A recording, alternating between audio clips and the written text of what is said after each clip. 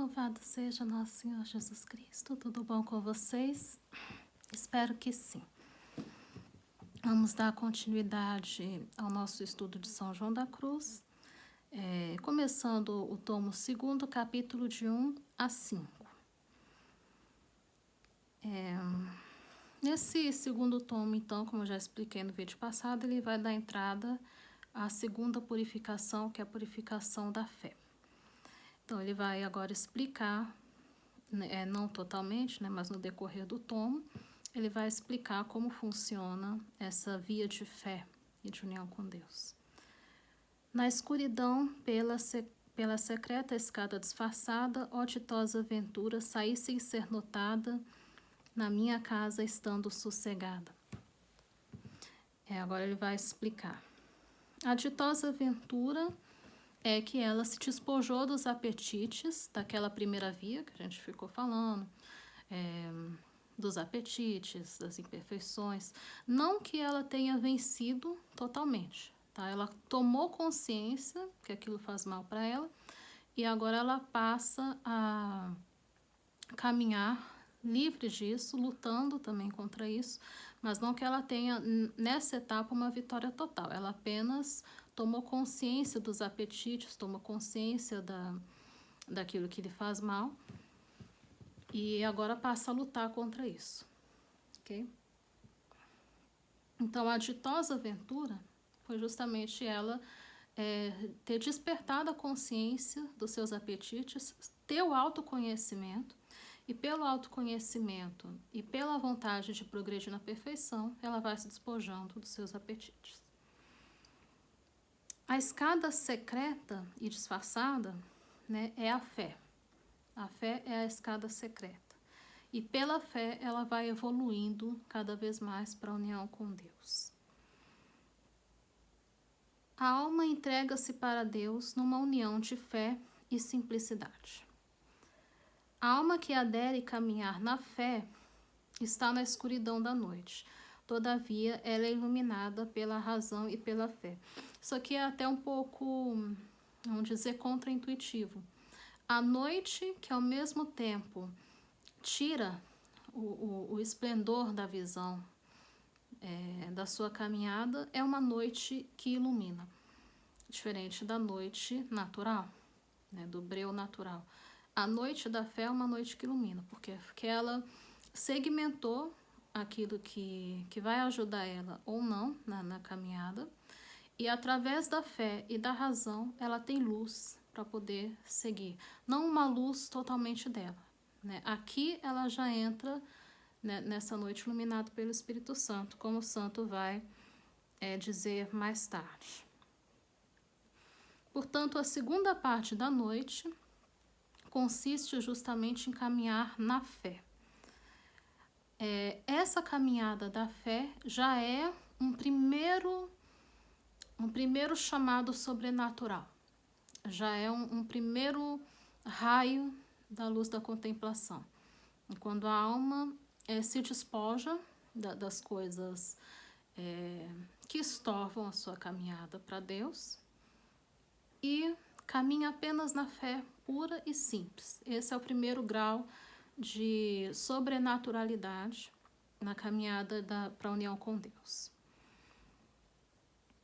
Logo, a alma é despojada de sua própria luz, que são as suas impressões, a sua sensibilidade, graças sensíveis, ela vai se despojar disso, para ter a luz maior, que é a luz do Espírito Santo.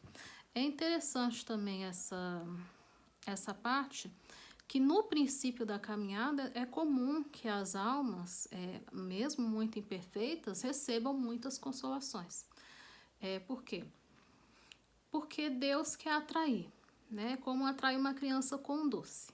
Então, essas primeiras consolações que a alma tem na caminhada é justamente para atrair cada vez mais a alma para a contemplação. Mas para ela entrar na contemplação, ela não pode fazer muito caso demais, dessas graças, e ela tem que ir caminhando na fé.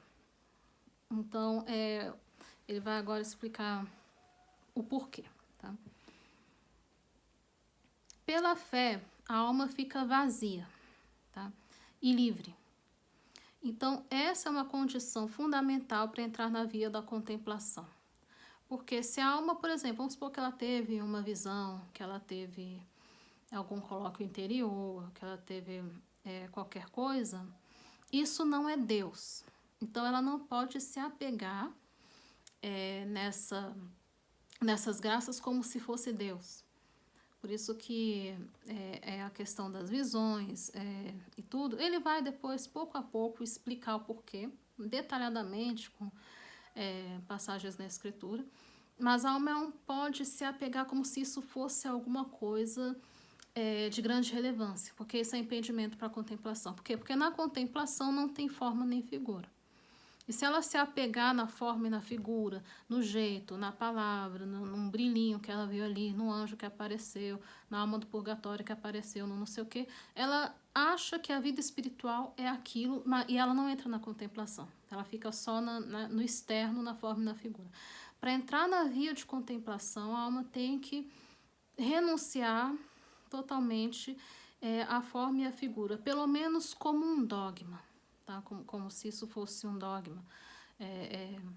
E simplesmente, se acontece alguma notícia, alguma impressão, ela não faz caso disso. Ela vai seguindo na sua vida espiritual, na via de fé, da pura fé. Ou seja, ela não deve fazer caso do que vê, do que ouve, do que gosta, do que sente ou do que imagina. Tá? Não deve se apoiar em si, mas apenas crer em Deus. Então, se ela teve alguma notícia que seja sobrenatural, não fazer caso demais disso, tá? E seguir na via da pura fé. Tá? Cada vez mais seguindo na fé e na fé. Esse é o caminho certo. Tá? Quanto mais a alma caminha na fé, com mais velocidade ela avança para a união com Deus. Interessante, né? Porque a alma inexperiente, ela acha que ela avança na união conforme as consolações que ela vai receber. Tá? E muitas vezes não. Aliás, na maioria das vezes não. Ela avança conforme ela tem virtude, conforme ela tem fé. E não conforme as graças que ela vai recebendo. Porque Deus pode estar dando a graça para te atrair e te tirar da imperfeição. Não porque você seja alguma coisa, ou porque você já atingiu o estado de união. Isso é muito importante. Às vezes a pessoa recebe a consolação, ela acha que aquilo já é o estado de perfeição, a plena união, a plena não sei o quê, e ela está cheia de coisa ainda, nem começou a caminhada. Por quê? Porque ela está presa nessas notícias. Então, a via da contemplação é a via de fé pura. Não existe nessa vida união permanente em todas as potências, mas só uma união transitória. Bom, isso é um tanto óbvio, né? Por quê? Porque a união em todas as potências, a alma está em estado de êxtase. E nessa vida, ela tem que fazer as coisas, tem que trabalhar, tem que fazer isso, fazer aquilo. Então, a união completa na contemplação é uma união transitória. Ou ela vai ficar em êxtase o resto da vida e não vai fazer nada, porque ela está ali na contemplação plena, todas as faculdades da alma estão envolvidas, lembrando, faculdades da alma, fé, inteligência e memória, ela está ali submersa. Tá? Então, isso na Terra é impossível. Né? Tem que ter vivo mais longa que ela fica, como tem alguns videntes que ficam 10 horas. Santa Catarina de Risse também parece que eram êxtases, perdão, até de dias, né? Dias ali, né? Então, mas vai ter que ter fim, por quê? Porque a alma não morreu, né? A alma não está no céu. Então, é interessante, entendeu? Que a alma entenda que não é bem essa união com Deus, né? São João da Cruz vai explicar do que se trata essa união. Porque a alma ela vai prosseguir a sua vida, né, conforme a vontade de Deus quer para ela, entendeu? Mas ela não vai ficar absorta totalmente. A absorção total e absoluta é só na vida eterna.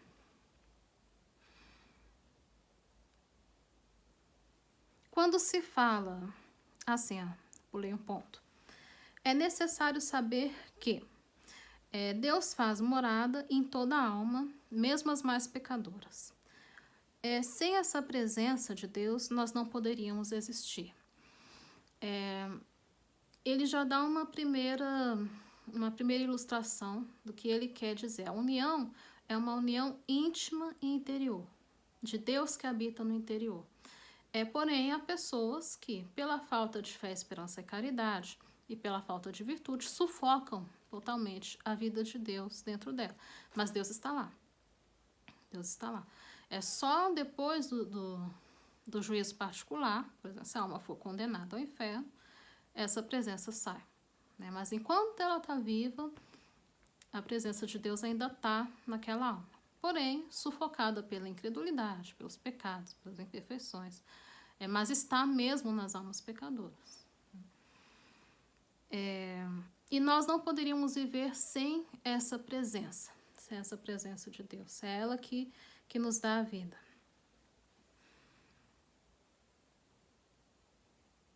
Por isso, essa questão também da presença de Deus interior não só em São João da Cruz, como em Santa Teresa, em Santa Elizabeth da Trindade, tá? A maioria dos santos carmelitas tem a união com Deus a partir dessa doutrina, tá? De que Deus vem a nós, né? Como está na Escritura, Deus vem a nós e faz em nós a nossa morada. Nós viemos a Ele e faremos nossa morada. Apesar de que tem muitas almas que até solenemente expulsam a Deus dela, né? Por exemplo, satanistas convictos, né? Essas pessoas que chegam a odiar a Deus, né? Elas falam, pode sair da minha alma, não quero não, né? Mas enquanto ela está viva, tá? Ela ainda tem essa presença. Mas isso é uma doutrina comum em muitos santos carmelitas. Quando se fala, então, da união com Deus, não é uma união substancial. Ou seja, que a alma vai ser um Deus com todas com seus atributos, vai ser uma transformação 100%. Não se trata de uma união de substância, né? Mas sim uma união de transformação da alma em Deus pelo amor. Isso aqui tem até uma coisa interessante. Pelo pecado original, foi desfigurado na alma essa filiação divina que nós tínhamos. Antes do pecado original, a filiação era perfeita. Né? Depois do pecado original, se desfigurou essa filiação perfeita que éramos com Deus, com filhos adotivos. Então, pela união com Deus, se restaura o que seria, não que a alma vence o pecado original, tá? Ela não vence, mas se restaura em grande parte o que era antes do pecado original, devido à amizade e o grande amor que essa alma tem por Deus. Por isso é realizada essa união apenas quando há uma semelhança de amor entre Deus e a alma. São João da Cruz vai explicar que amor é amor ágape, amor desinteressado. Quando a alma tirar de si totalmente o que não se identifica com a vontade divina, ela é transformada em Deus por amor. Por isso é interessante conhecermos a vontade de Deus, né? Cada vez mais conhecer o que Deus quer em mínimos detalhes. Por isso é necessário muito silêncio, é necessário muita leitura espiritual e é necessário ser muito dócil às moções do espírito para a gente saber, afinal de contas, o que é vontade de Deus e o que não é. Caminhando pela vontade de Deus, né, a alma vai chegando ao estado de perfeição pela virtude e pela virtude da fé. Por exemplo, as almas que conhecem a vontade de Deus, elas tendem a caminhar cada vez mais à perfeição do seu estado.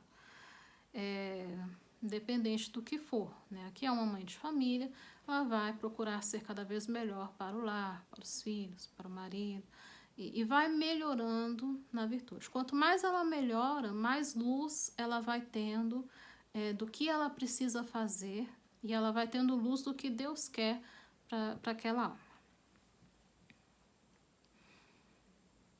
Então, isso é tirar totalmente que não se identifica com a vontade divina. Né? A vontade de Deus, que a pessoa fique com aquele vício, que é a vontade de Deus, que a pessoa fique afastada da oração. É a vontade de Deus que a pessoa fique brigando com todo mundo. É a vontade de Deus que a pessoa fique caluniando todo mundo. É a vontade de Deus que a pessoa... Então, isso não está compatível com a vontade divina. Então, ela vai limpando e vai corrigindo e vai cada vez mais caminhando para uma perfeição. Limpar tudo aquilo.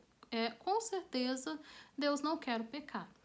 Então, a alma vai procurando se limpar do pecado. Tá? Mas isso não quer dizer que a alma vai estar livre de provações e contradições. Tá? São coisas diferentes. Mas ela tem que estar pura perante os olhos de Deus. Tá? Não tanto perante os olhos dos homens. Tá? Isso mais tarde também eu vou falar. Quando tudo se tornar conforme a vontade de Deus, então não existe mais obstáculo para a completa transformação nele. Ou seja, é mais simples às vezes do que a gente parece. Por que demoramos tanto? Porque a alma às vezes tem dificuldade em vencer determinado obstáculo, em vencer, às vezes ela tem algum trauma que a faça evoluir um pouco mais devagar, ela vai precisar primeiro vencer isso para depois. Mas o importante não é, como já diz muitos coaches, né? Não importa a velocidade, importa a direção, né? Importa que a alma esteja na direção correta.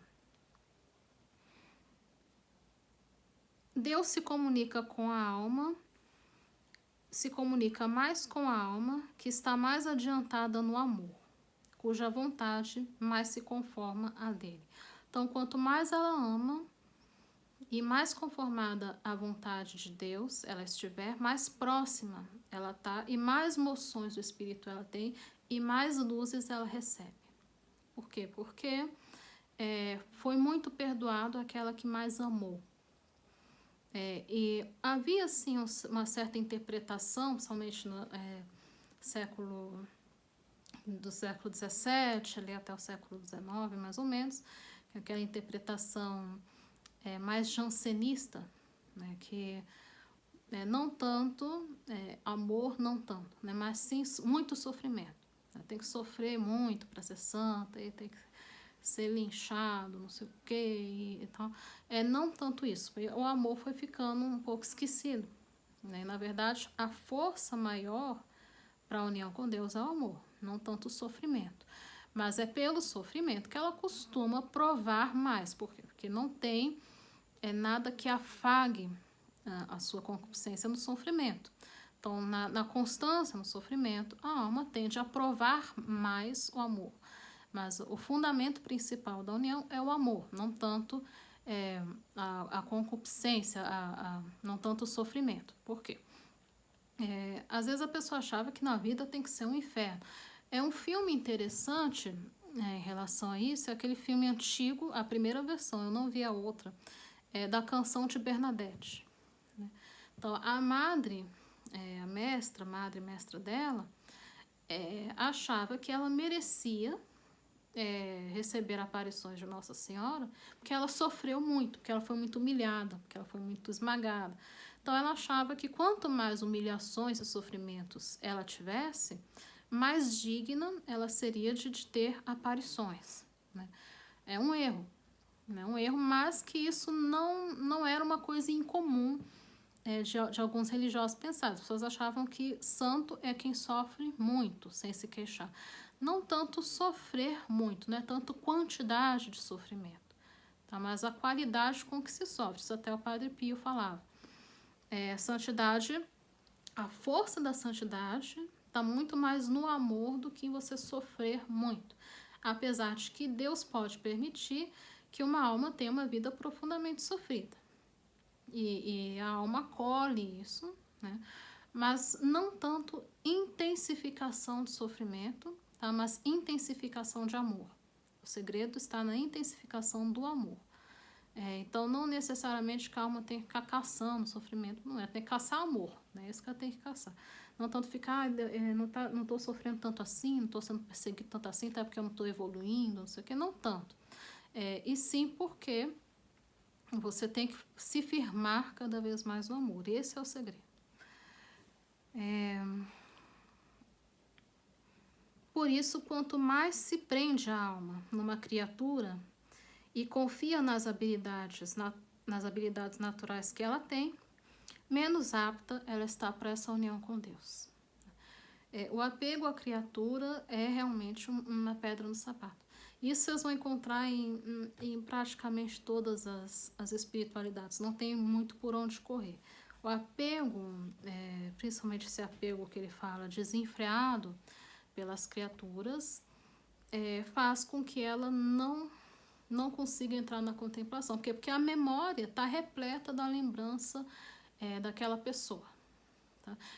Criatura também pode ser um animal, pode ser a pessoa que é muito apegada a bichinho de estimação, dedica tempo demais cuidando de animais, de não sei o que, não necessariamente uma criatura humana também, né? Pode ser uma criatura também no sentido, pessoa que conheci irmãs que deixavam a oração para ir cuidar de cachorro, não sei o que, como se fosse a mesma coisa.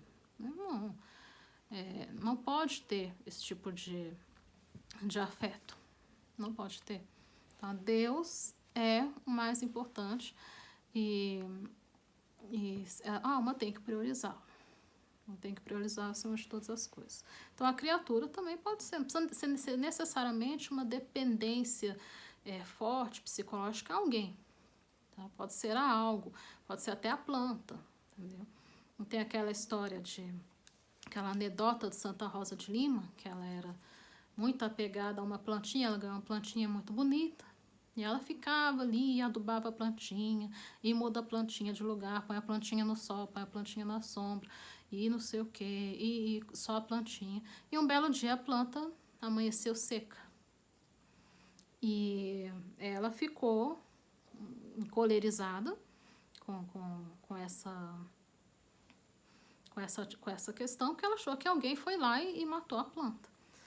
E ela começou ali a se queixar e falou: quem foi o malvado, o invejoso que cortou e secou a minha plantinha, que era tão bonita? E Jesus apareceu para ela e falou: quem cortou fui eu, porque você estava me deixando por causa da plantinha.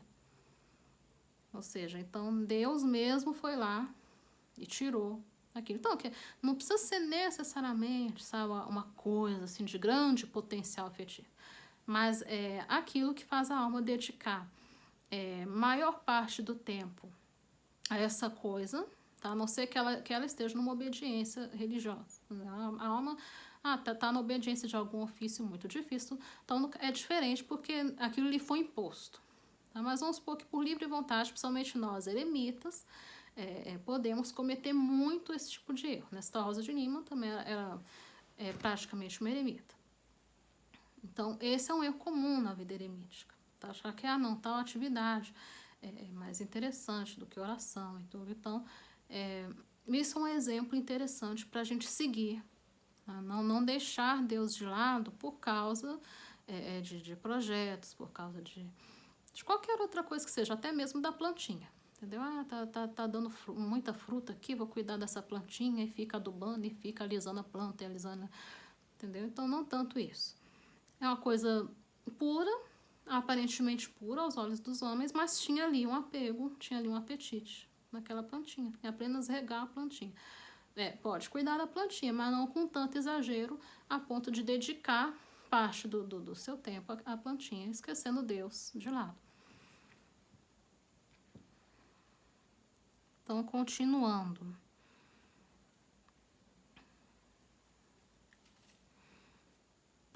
Ok, Deus comunica. É que saiu aqui da onde eu tinha marcado. Quem não renascer na água e no espírito não pode entrar no reino dos céus. Essa passagem do Evangelho, São João da Cruz também interpreta de uma forma interessante. Esse renascimento na água e no espírito, misticamente falando, seria justamente entrar na purificação da via da fé, entendeu? E aí você renasce pelo Espírito Santo, porque quando você se despoja das distrações, você vai renascendo na fé, porque não te resta outro caminho a não ser a fé e a razão. Então ela renasce no Espírito. E o reino dos céus, o que é o reino dos céus? A união com Deus. O reino dos céus nessa terra é a união com Deus. Quando chega a união com Deus, começa o reino dos céus verdadeiro. Então, o reino dos céus verdadeiro é quando a alma atinge a união com Deus. Então, essa é uma interpretação bem interessante de São João da Cruz, como ele é doutor da igreja, né? É bem interessante. O amor consiste de que amor? Que amor é o que leva à união? Então, ele vai explicar. O amor que é típico para a união com Deus não se trata de amor emocional, tá?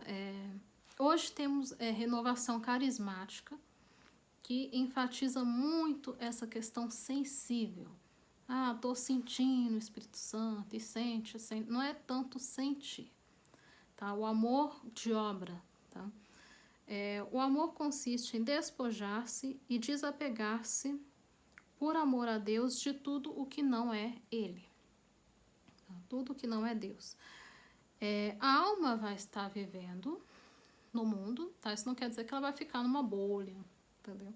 Ela vai seguindo tudo que Deus quer, tá? Mas quando ela vai caminhando e vê, ops, isso daqui já me separa de Deus. O que tá me separando de Deus, corta. Isso aqui tá tirando o meu tempo de forma que eu não me dedico mais à oração, corta, entendeu? Sempre priorizar a Deus. Isso é fundamental. Isso é fundamental. Sempre priorizar o tempo a Deus. Não tirar tudo aquilo. Se você perder, por exemplo, uma coisa que você pode fazer, hoje tenho que rezar menos porque tenho muito trabalho, que isso acontece muito com quem é sozinho. Não tem outras pessoas para suprir a atividade. Mas você deve repor aquele tempo que você tirou. Como dizia Santa Teresinha, é o tempo do bom Deus. Então, esse tempo que você tira, você tem que repor. Aquele dia você não pode rezar tanto assim, no outro dia você procura fazer um retiro, procura repor mais 2 horas de oração. Entendeu? Isso na vida eremítica pode acontecer. Uma coisa que eu divirjo um pouco do santo é que ele fala muito em transformação numa pureza total. Tá? Essa coisa já não acredito muito. Tá? Eu não acredito em pureza total. Então, eu divirjo com São João da Cruz, nesse ponto que a união com Deus é só quando a alma está numa total pureza. Eu não acredito nisso. Tá? Não acredito. Embora haja exceções. Haja exceções, como um São Luís Gonzaga, um São João Maria Vianney. São João Maria Vianney, por exemplo, disse nos seus apontamentos pessoais, né, eu só conheci o pecado no confessionário. Ou seja, nem sabia o que era. Nem sabia o que era. Mas são exceções raríssimas em toda a história. Eu não acredito em total pureza, mas eu acredito na pureza em alguns aspectos. Mas não numa pureza assim que isso, a união com Deus vai vencer o pecado original e a alma vai ser imaculada. Isso eu não acredito. Mas não acho que é impossível. Mas eu não acho que isso seja requisito. Por isso que nesse ponto eu sigo mais a doutrina teresiana.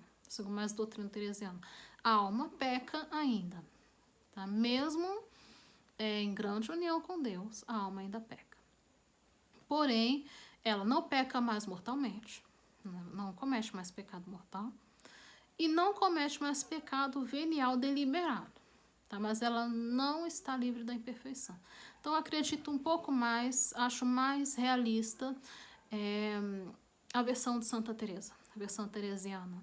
Acho que está mais conforme, é mais realista, é mais conforme a natureza humana. Tá? Mas isso não quer dizer, vocês podem concordar com São João, vocês não precisam concordar comigo. Eu não acredito em pureza total. Tá? Porque a pureza total consiste em anular o pecado original. Não tem como anular o pecado original e não tem como anular a nossa tendência à concupiscência. Isso não tem como anular. Porém, é muito difícil a alma que está na união com Deus aderir ao pecado de forma totalmente deliberada. Tá? Se ela pecar, vai ter outras circunstâncias que podem levar ela a ter um momento de cólera, a ter um momento de impaciência. Né? Um exemplo interessante do próprio Padre Pio. Padre Pio era muito querido pelos paroquianos, pelos seus filhos espirituais, mas era muito, muito excluído na parte da comunidade dele. E houve até ele já era um religioso avançado, já de quase 50 anos de vida religiosa. Inclusive, acho que estavam comemorando um dos jubileus dele, não sei se 40 ou 50 anos de padre. Mas a comunidade então preparou uma festa para ele, não sei o quê. E, no entanto, enquanto a comunidade, porque ela gostava muito dele, na comunidade religiosa eram indiferentes. Né? E um dia ele chorou e desabafou com um dos seus filhos espirituais. Né? Se vocês soubessem o cálice tão amargo que os meus irmãos me fazem beber. Né? Isso é um momento de fraqueza. Né? Então, ele tinha verdadeira união com Deus. Com certeza. Mas ele não tinha uma total perfeição, que era imaculado. Né? Ele sofria, ele expressava, ele desabafava. Sempre. Não. Entendeu? Mas se houvesse total pureza, talvez esse momento não teria existido. Então, eu não acho que santidade é ser imaculado. Só acredito em imaculado, para mim, só Deus e Nossa Senhora é imaculado. Todos os outros pecaram. E todos os outros vão ter essa inclinação ao pecado e talvez até cair em imperfeições e até mesmo em alguns pecados veniais. Por exemplo, o caso do Padre Pio, ele não pecou, mas ele foi imperfeito. Se fosse a perfeição absoluta, ele teria que fingir que nada está acontecendo e aguentar tudo.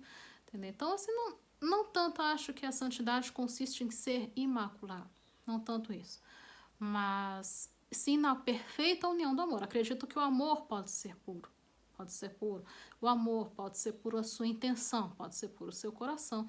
Mas eu não acredito nessa restauração total como se ela não tivesse pecado original. Mas isso pode acontecer. Isso pode acontecer com alguns santos, mas são exceções raríssimas. A união, essa união com Deus, também é uma coisa interessante que vai esclarecer bastante os interessados. Essa união com Deus, ela não é igual para todos. Isso é muito interessante. Para uns vai ser mais intensa e para outros vai ser menos intensa, conforme a capacidade de cada alma. Então, não existe a união com Deus é assim, assim, assim, assim, vai ser igual para todo mundo. Não. Não é igual para todo mundo. Entendeu? Para umas, Deus vai se manifestar de uma forma, para outros, Deus vai se manifestar de outra, conforme a história dessa pessoa, conforme a sua personalidade, conforme a sua cultura. É muito, muito pessoal. Muito pessoal. Não adianta pegar a experiência do santo e achar que com você vai ser igualzinho. Vai ser totalmente diferente do que estava no livro. Totalmente diferente. Por quê? Porque você tem uma história única. A sua alma é única e irrepetível. E essa experiência da união com Deus também é única e irrepetível. Pode ter alguns padrões ou outro em algumas notícias, em alguns sinais de Deus, mas é totalmente diferente para cada alma. Para umas almas vai ser mais intenso e para outras almas vai ser menos. Porém, conforme a capacidade de cada um. Acho que eu já dei esse exemplo em outro vídeo, tá? Do exemplo de Paulina, tá? Que era irmã de Santa Teresinha. Ela pega um copo grande e ela pega um copinho pequenininho e enche totalmente os dois de água. Né? E falou, qual copo está mais cheio? Ela falou, não, os dois estão mais cheios. Então, a união com Deus é da mesma forma. Umas vão ter mais capacidade de Deus, outras vão ter menos capacidade de Deus, porém todas estão completamente cheias da graça de Deus. Só que a capacidade da outra alma era menor. Assim também é no céu. É por isso que muitas pessoas que têm essas experiências de quase morte, cada uma tem uma experiência totalmente diferente. Umas chegam a ver a Deus, outras não. Outras, Deus coloca ali numa cachoeira, ela está muito feliz e contente ali na cachoeira, e está muito bom, não sente falta de mais nada. Tá vendo ali um monte de flores e tá tudo muito bonito, é aqui que eu vou descansar, fica por ali. Ela não sente falta da visão plena de Deus. É por isso que os antigos, os medievais, eles gostavam de imaginar o céu como um cone, né? Então, que as almas que estão mais próximas de Deus, né? Deus estaria no cume desse cone, e as almas que têm menos sede de Deus estariam mais abaixo. Porém, todas estão plenas da presença de Deus, porém de forma diferente. Por isso que a experiência de quase morte de muitos santos católicos é totalmente diferente. É totalmente diferente. O santo, parece que a experiência do santo tem muito mais qualidade do que de uma alma comum, né? Que às vezes, eu fiquei ali na cachoeira, que lindo, e fica na cachoeira. Pra ela tá ótimo, o céu dela é aquilo ali, ela descansa ali e deu. Ela não sente falta de mais nada. Enquanto que para os santos religiosos é cheio de notícia, de anjo, disso, daquilo, porque ela tá mais próxima. Ela tá mais próxima da visão de Deus. E isso vai conforme cada um. Então, a alma pode ser também uma alma consagrada e não sentir tanta sede, tanta necessidade. Então ela fica ali na cachoeira, fica ali pegando lírio a eternidade inteira. Para ela tá ótimo também. Para ela tá ótimo, tá descansando e deu. Mas para a alma que tem muita sede de Deus, ela precisa de Deus mesmo. Ela precisa estar ali, entendeu? Mais perto. Então, no céu é assim. Então, não tanto que tudo vai ser igualzinho. Não é igualzinho porque as capacidades são diferentes. Se Deus criou a diversidade, Ele não criou todas as flores iguais. Ele não criou todas as árvores iguais. E da mesma forma, as almas não são iguais. Bom, a gente já está se prolongando um pouquinho, mas convém lembrar que a alma que chega à união com Deus, ela está plena e satisfeita, que é o que ela pode suportar. Então, dificilmente a alma chega à união com Deus e ela fica insatisfeita. Não há insatisfação na plena união com Deus. Mas agora, nos próximos capítulos, ele vai explicar como que a fé vai agindo, vai purificando e vai transformando as capacidades da alma e vai trabalhando nas virtudes e como que isso vai se desenvolver. Mas como eu já demorei bastante no vídeo, pode ser que os próximos capítulos sejam um pouquinho mais longos para a gente poder terminar o conteúdo. Eu até pensava da gente ver de 10 em 10 capítulos. Agora eu fiz 5. Mas eu vou tentar a gente pegar de 10 em 10 para poder a gente dá tempo de ver os 2 livros se pegar de 10 em 10 capítulos. Então, ou de 7 em 7, vou ver também conforme vai a linha de raciocínio. Mas fiquem com Deus, Deus os abençoe. Depois vocês me dizem se ficou bom esse horário de segunda-feira ou se vocês preferem domingo. Eu gosto de postar no domingo porque eu acho que as pessoas estão um pouco mais livres, né? Mas dependendo do que estiver acontecendo na parte externa, na parte social, também eu posso postar durante a semana. Vocês podem aí dizer o que é melhor para vocês. Fiquem com Deus e Deus os abençoe. Em nome do Pai, do Filho e do Espírito Santo. Amém.